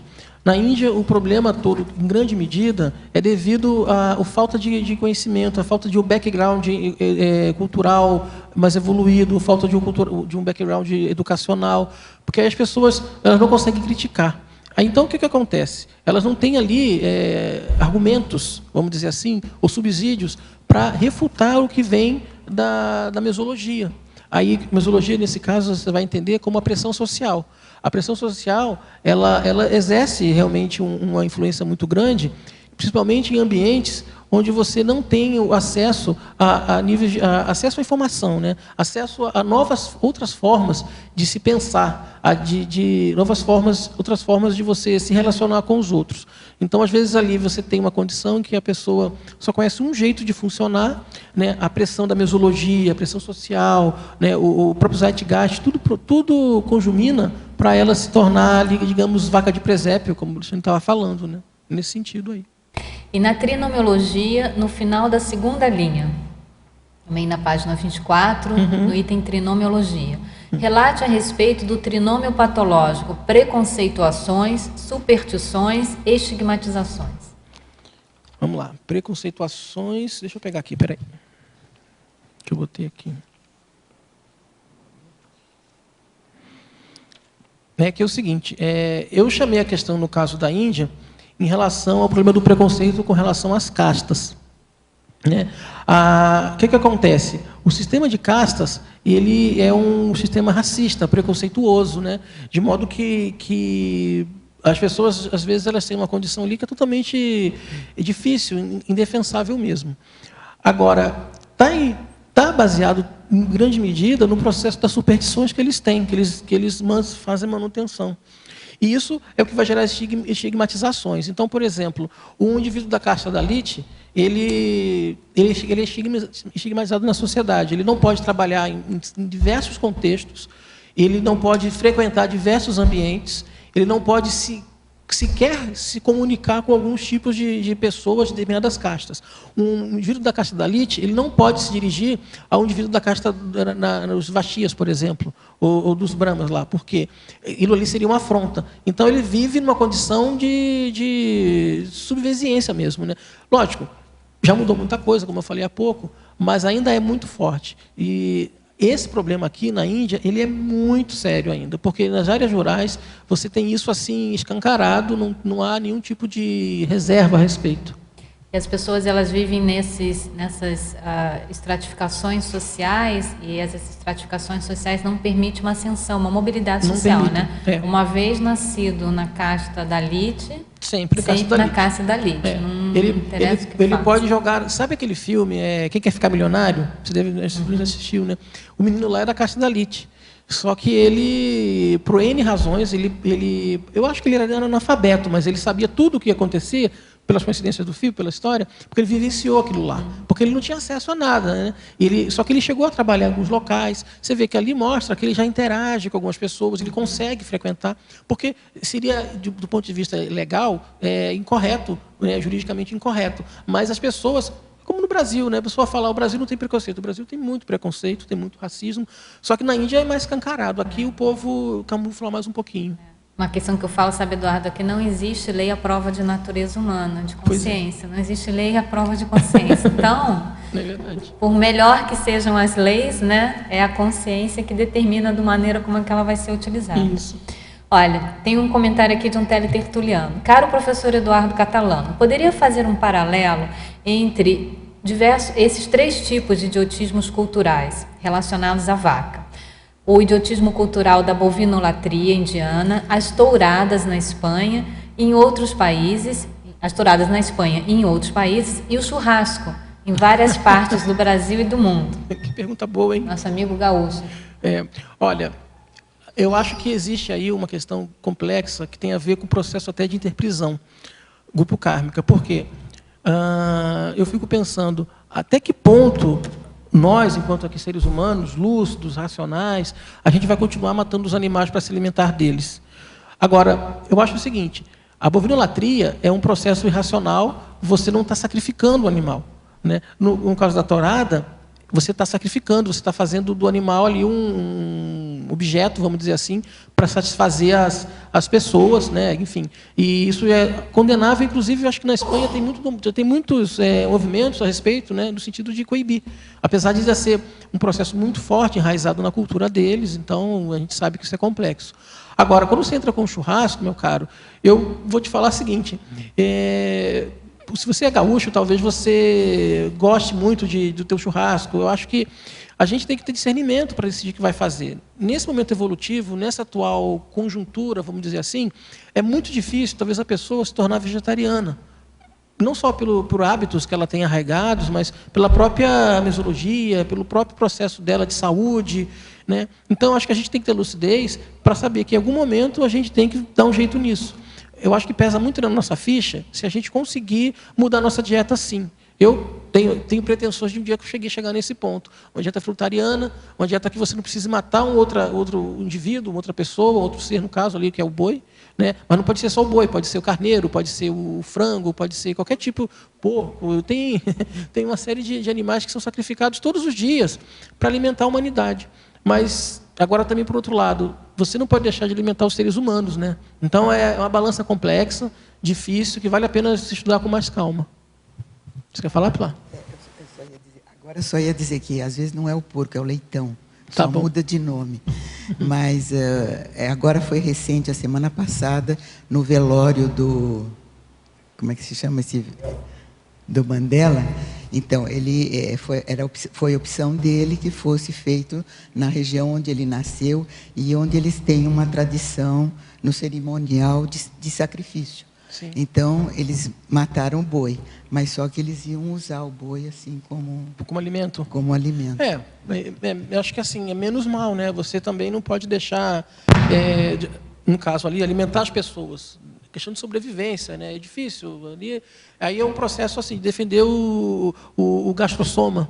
Né? Eu acho que a gente tem que analisar assim, o que é o ideal e o que é possível. Mas até dentro mesmo da questão da indústria alimentícia, uma das grandes discussões que se traz é da maneira como os animais eles são condicionados, como eles são confinados, da maneira como eles vivem para serem abatidos. Tem muitos maus tratos ainda. Então, assim, agora, uma questão interessante que você colocou aí, Eduardo, é pelo menos a pessoa ela se dá ao direito dela refletir sobre a condição da dieta dela, né? Claro, dentro das possibilidades, dentro das necessidades nutricionais dela, dentro das atividades em que ela está exercendo, mas ela se permitir pensar um pouco, ver se é possível, como é possível, de que maneira é possível, né? E ela tem um posicionamento com relação a essa questão. O problema é a pessoa ela não viver com culpa. Se ela não consegue mudar isso, gente, olha, tudo bem, né? Às vezes do males o menor, mas reflete, né? Exatamente, tenha autocrítica ou pensamento crítico. E uma questão também de buscar informações de diversas fontes, né? Assim, quais são os reflexos de retirar a carne da sua dieta de uma maneira repentina? Quais são, né, os reflexos de manter a carne, ou quantas vezes se come a carne vermelha?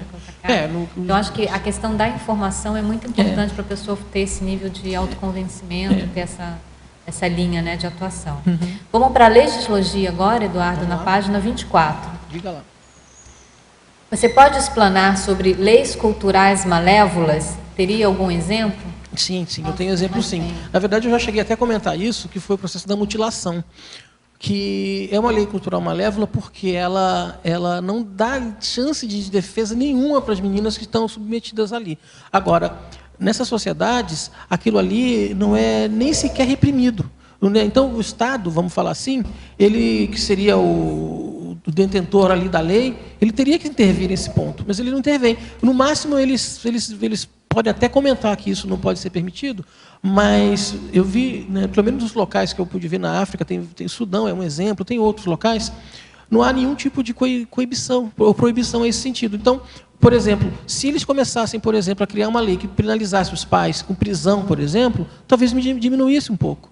Então, é terrível, mas as meninas morrem, então isso aí é assassinato. Né? E por que a família não é penalizada de alguma forma? Entende? Então, é duro, né? Mas é uma institucionalizado o processo de mutilação aqui de modo, né, digamos, tranquilo. Né? Em binomiologia, que é na página 24, não é isso? Uhum. Por favor, comentar sobre o binômio matriz mental, matriz cultural. Sim. A matriz mental, aliás, a relação entre elas, na verdade, é a seguinte.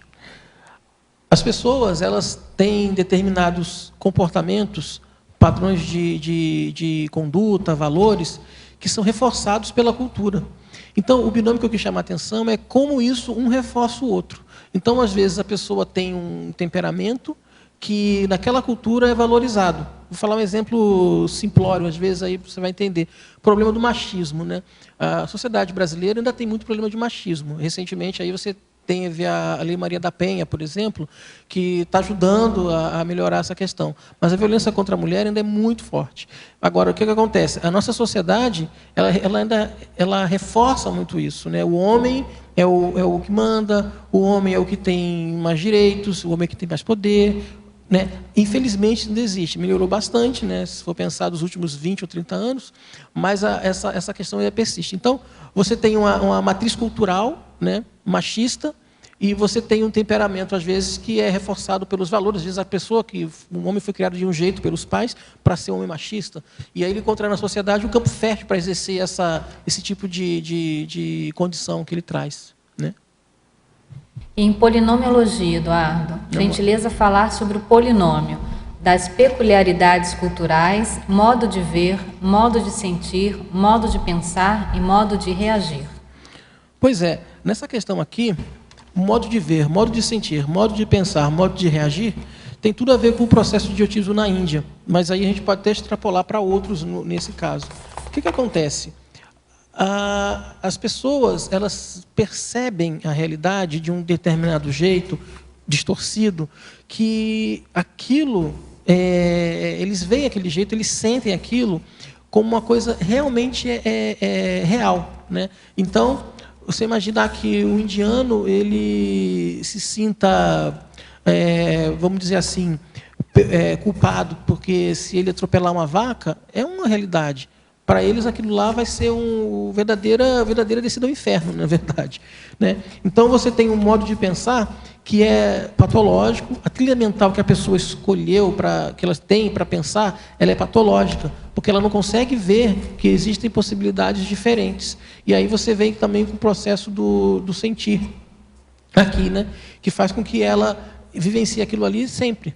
Então, eu diria que isso aí é uma espécie de gaiola sem grades, né? A cultura, nesse caso, ela vai reforçar um condicionamento naquela pessoa, só que ela não está refletindo muito, então ela acaba aceitando tudo aquilo que vem para ela. Então, no caso aí, é um processo de a gente, talvez, entender e buscar, de uma certa forma, fazer assistência, porque a gente não sabe como é que vai ser aí pela frente, né? Nas próximas vidas, quais de nós vão parar na Índia, né? O Heuberg está aí para isso. Acho que é isso. Eduardo, meus parabéns. Foi muito boa a sua exposição, sua aula. Eu, particularmente, aprendi bastante. Acho que todos os tertulianos e teletertulianos também. Fica o convite para você fazer outros verbetes, seja nessa linha aí dos idiotismos culturais, que, pelo que eu estou percebendo, é uma linha de pesquisa sua. Sim. É isso? E a sugestão para você ter outros verbetes e outros gescons, livros, dicionários, enciclopédias sobre o tema, porque sempre são bastante esclarecedores, tá bom? Parabéns, esperamos os próximos verbetes. Tá bom, obrigado. Agradecemos a participação de todos, dos teletertulianos, e vamos aos nossos comerciais. Obrigada. Na tertúlia de hoje tivemos 12 assinaturas no livro de presenças, 11 perguntas presenciais e 22 perguntas online. Agora teremos o recado do curso 40 Manobras com a professora Mara Vargas. A todos a participarem do curso 40 Manobras Energéticas, que acontecerá de 27 a 30 de dezembro, aqui em Foz do Iguaçu, no Auditório do Discernimento. O curso objetiva promover a vivência das bioenergias, a intensificar a troca de experiências, a melhorar a autoconfiança no processo assistencial e possibilitar a utilização das bioenergias no dia a dia. O curso é uma grande oportunidade para o exercício das manobras energéticas e sua aplicabilidade. É um curso prático, sem pré-requisitos. Inscrições através do telefone 2102-1421, código de área 45, após as 15 horas. E também informações pelo e-mail acip@acip. Esse curso é ministrado pelo professor Epicom Mário Oliveira. Muito obrigada e até lá. Para amanhã teremos o verbete Predisposição ao Duplismo, da especialidade Autopesquisologia. A verbetógrafa é a professora Cíntia Alves. Contamos com a presença de todos os tertulianos e teletertulianos. Obrigada.